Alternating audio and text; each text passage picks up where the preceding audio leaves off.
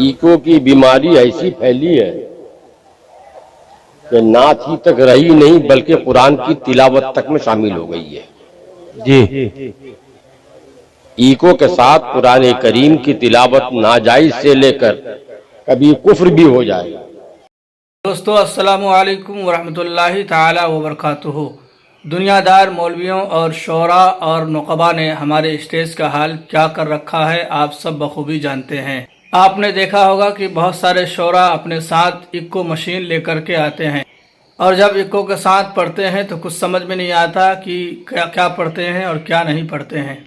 आया ये कि इक्को से नात शरीफ पढ़ना कैसा है, शरीयत का क्या हुक्म है। तो आइए मुनाज़िर अहले सुन्नत फ़क़ीहुन नफ्स हज़रत अल्लामा मुफ्ती मतीउर रहमान मुस्तर से इस ताल्लुक़ से शरीयत का हुक्म सुनते हैं। उन्होंने इस ताल्लुक़ से शरीयत का हुक्म बयान किया है। ईको की बीमारी ऐसी फैली है कि नात ही तक रही नहीं बल्कि कुरान की तिलावत तक में शामिल हो गई है। जी, ईको के साथ कुरान करीम की तिलावत नाजायज से लेकर कभी कुफ्र भी हो जाए।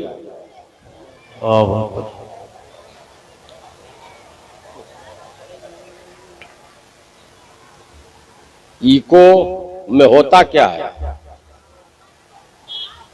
हम जो लफ्ज बोलते हैं, हम जो जुमला बोलते हैं पूरा जुमला नहीं, आखिर के लफ्ज को दोहराता है। अगर बोले ला इलाहा इल्लल्लाह तो पूरा जुमला ला इलाहा इल्लल्लाह को नहीं दोहराता है।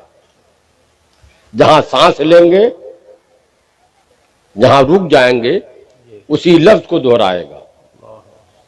तो अगर कहे ला इलाहा इल्लल्लाह तो इल्लल्लाह इल्लल्लाह बोलेगा। नमाज के लिए अगर कोई अजान कहे हय्या अलस सलाह तो ईको से पूरा हय्या अलस सलाह सुनाई नहीं देगा। जी, सलाह सलाह सलाह सुनाई देगा। तो सलाह सलाह सलाह तो अजान नहीं है, अजान तो हय्या अलस सलाह है। यही हाल कुरान की तिलावत का है। अगर किसी की सांस ला में रुक गई पढ़ते पढ़ते तो वो ला ला ला कहेगा। जैसे ला इलाहा में अगर सांस टूट गई तो ला इलाहा पूरा नहीं बोला, ला ही में सांस टूट गई तो ला ला ला ला बोलेगा। ला ला ला तो कुरान नहीं है, उससे कुरान में तहरीफ हो जाती है। इसलिए कोशिश करें, रिवाज तो पड़ गया है, इस रिवाज को खत्म करने की, मगर उसमें मजा नहीं आएगा आपको। आप तो आदी हो गए हैं। तो जलसा दीनो शरीयत जानने के लिए नहीं, मजा के लिए किया जाता है। जलसे का मकसद फोत हो गया। जलसा होना चाहिए कि दीनो शरीयत की बात जाने और अल्लाह तौफीक दे तो उसके मुताबिक अमल भी करें। मगर हमारा मंशा आजकल जलसों से न दीनो शरीयत जानने का है और अमल तो फिर उसके बाद की चीज है। जलसों के लिए जो फरमाइशें होती हैं आवाम की, उससे कुछ तो मौलवी लोग मजबूर होते हैं। मगर ये बीमा सबा ई हमा आवरदे तुस्त, ये असल खराबी पैदा किया है मौलवियों ने। शुरू तो मौलवियों ने किया ना, इन बेचारों को क्या मालूम था। तो सारी खराबी की जड़ ये मौलवी। मैंने एक जगह बड़ी कॉन्फ्रेंस हुई थी बायची में, महमूद साहब जो एमपी में खड़े होते थे उन्होंने कराई थी। तो मैंने अपनी तकरीर में कहा कि ये सब इतना बड़ा जलसा जुलूस कॉन्फ्रेंस करने की जरूरत नहीं है। सिर्फ दो कौम सुधर जाए पूरी दुनिया सुधर जाएगी। एक है सियासी कायदीन और दूसरे हैं दुनियावी दीनी कायदीन।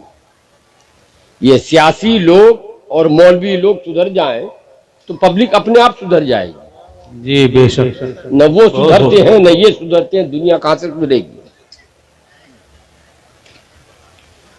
हमारे इन मौलवियों को भी सुधरने की जरूरत है। इस बात पर अफसोस नहीं होता, शर्म भी नहीं आती। मौलवी साहब कितनी तनख्वाह मिलती है यहाँ के मौलवी साहब को मदरसे की? 6-7 हजार। 6-7 हजार रुपया। 300 ही मान ले तो कितने हो गए? 9,000। तो ये मौलवी तुम्हारी तनख्वाह तो उस मजदूर से भी कम है जो खेत में काम करता है। जी। और तुम जलसा कराते हो, दरवाजा दरवाजा घूम के चंदा करते हो जलसा कराने के लिए, और चंदा करा के चंदे का पैसा अपनी जेब का देना हो तब ना पता चले। ये लाइटिंग, वो 4 कलर का पोस्टर, उम्दा से उम्दा शामियाना, और फीस वाले मौलवी और नात खां को बुलाकर खर्च कर देते हो। मौलवी की आने जाने का किराया तो आप पर लाजमी है, कोई अपने किराए से तो नहीं आएगा। जी। नात खां को बुलाते हो, उसका किराया भी आपको लाजमी है, मगर आप अपनी तनख्वाह के बराबर दे के देखो पूरे महीने के बराबर लेगा तो आपको शर्म आनी चाहिए ना।